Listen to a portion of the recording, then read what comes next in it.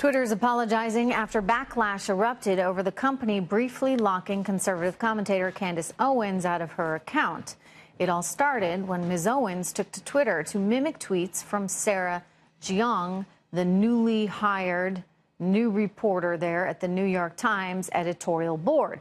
Many of Jeong's old tweets, they have surfaced, and she's lashing out against white people.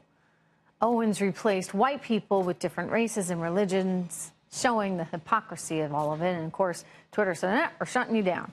Joining me right now to discuss all of this, Fox News contributor and Democratic strategist Jamu Green. And also here in just a minute, we will have Mr. DeRoy Murdoch. But, Jamu, I'm going to start here first with you.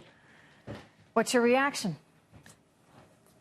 Look, I think that it is a good thing, Trish, and I hope you agree that Twitter is paying closer attention to the abuse, harassment, violence that was so much a part of its platform, like the Wild Wild West a few years ago.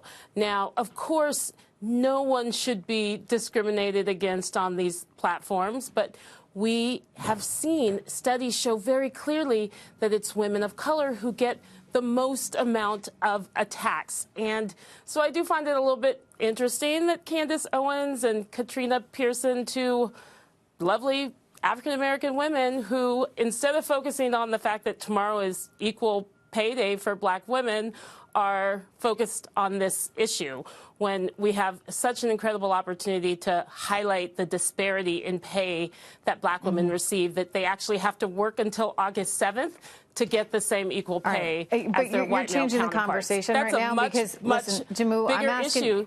Yeah, they have a platform. We're talking they right could now be focused about Twitter. on that. We're talking about Twitter and whether they basically are willing to clamp down on one group of people because they're conservative and not another group of people because they're liberal. I mean, it seems like, you know, you'd want, DeRoy Murdoch is here as well, some kind of fairness across the board and no allowance, no tolerance for any kind of hate speech, period. It doesn't matter which side it's coming from, but I think Twitter's proven that they, for whatever reason, are a little bit more careful and cautious with anybody who is a conservative as opposed to a liberal. Oh, if there's any disparity here, it's the amazing, staggering double standard in how these two women have been treated. You know, Candace Owens was knocked off Twitter, although briefly, thankfully, she's been put on.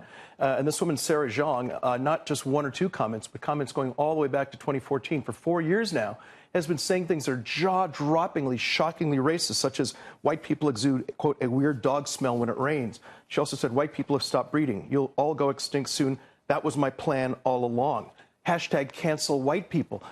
It's unbelievable that anybody would say this sort of thing, A, would remain on Twitter, and B, get hired at the so-called paper of record, not to deliver newspapers in the suburbs, but on the editorial page. And this all came out, and they defend her and say, well, she's a great journalist. We look forward to her important voice on the editorial page. Absolutely staggering. Anybody on the right who said that sort of thing or said those things about blacks or Jews or Hispanics wouldn't be allowed in the front door of that paper. And staggering double standard. So, Jamu, why are they so willing to keep this woman, to hire this woman who clearly has her own issues, for sure, and has made that abundantly clear to the world? Why is the New York Times willing to overlook all that?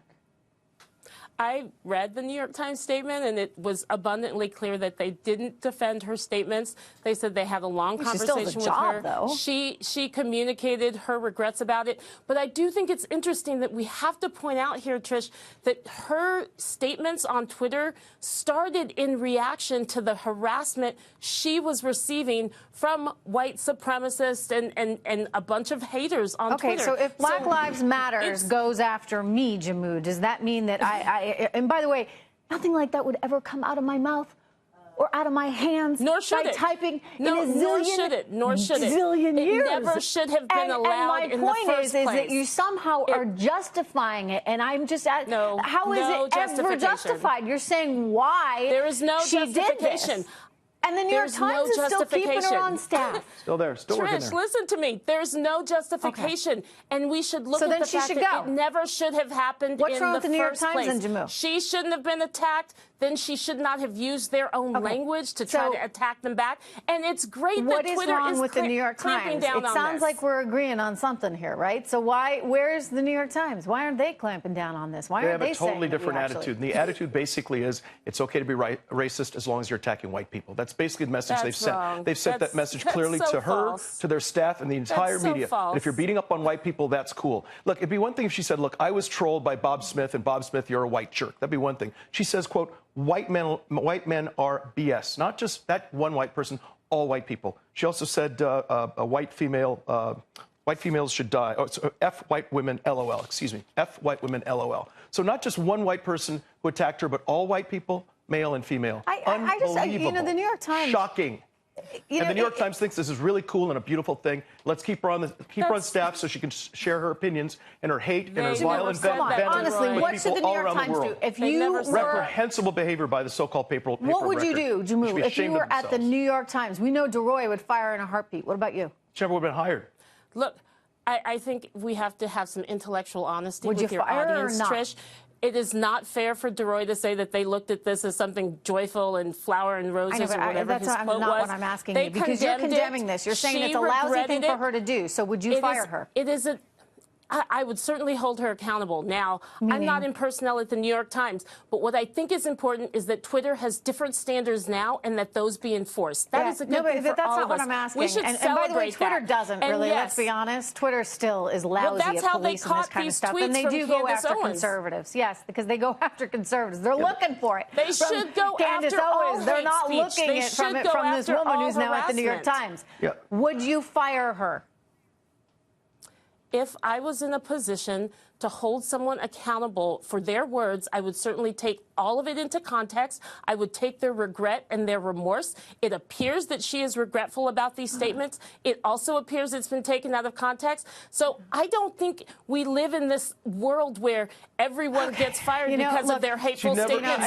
You and I agreed, by the way, Roseanne Barr deserved to be fired. Tweets. Never should have been And I'm fired. just saying, I'm looking for consistency, right? DeRoy, this is what bugs me. Okay, I just want some fairness and consistency. It would be good to have some consistency. Look, either she gets sacked or if she keeps her job, then everybody should be able to say whatever he wants about anybody and use as many slurs as we wish, and then people can come and go as they please. I know. But what will happen is anybody on the right says something a little bit off color, a little bit appropriate, that person is sacked. Yeah, all right. Totally inconsistent, you know what? Totally unfair. This woman ought to be sacked, too. Because now we know what she thinks, and I don't think it was entirely said or taken out of context. I mean, you can use that defense for a lot of people, including somebody like Roseanne Barr. I wouldn't, because what Roseanne did was wrong, what this woman did was wrong, and the New York Times ought to have the guts to stand up to it. DeRoy, Jammu, thank you so much.